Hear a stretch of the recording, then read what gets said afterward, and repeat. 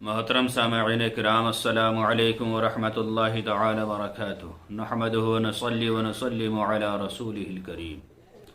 سائل نے سوال کیا ہے کہ حضرت، کوئی کہنے والا کہتا ہے کہ میں جن سے محبت کرتا ہوں وہ تو پریشان رہتے ہیں اور اللہ تعالی میرے دشمنوں کو خوشحال رکھتا ہے، تو ایسے انسان کے بارے میں شریعت کا کیا حکم ہے؟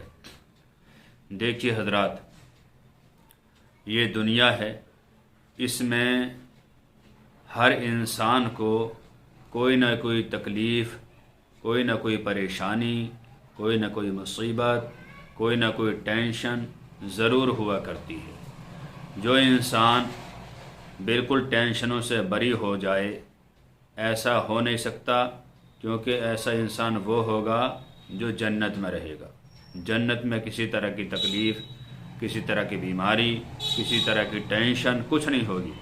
لہٰذا یہ اعتراض کرنا دنیا میں کہ ہم جن سے محبت رکھتے ہیں یا ہم پریشان رہتے ہیں اور ہمارے دشمن خوشحال رہتے ہیں، اس طرح کا جملہ اگر کسی نے بولا اور اس میں یہ نیت تھی کہ اللہ تعالی ہمیں پریشان رکھتا ہے اور اللہ تعالیٰ پر اعتراض کرنا مقصود تھا، تو ایسا انسان کافر ہو جائے گا۔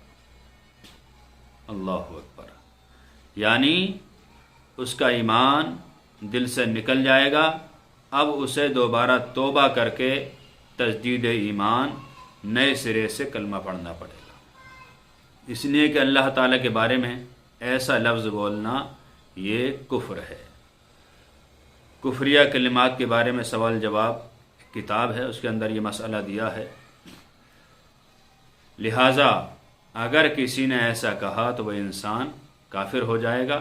ہمیں اپنی زبان کو بہت صحیح طریقے سے استعمال کرنا ہے، اور دین کی جو چیزیں ہوا کرتی ہیں، جنہیں ضروریات دین کہا جاتا ہے، یا اللہ رسول کی شان ہو، صحابہ کرام کی شان ہو، ان میں ہمیں ایک دم بغیر سوچے سمجھے کوئی جملہ نہیں بولنا چاہیے۔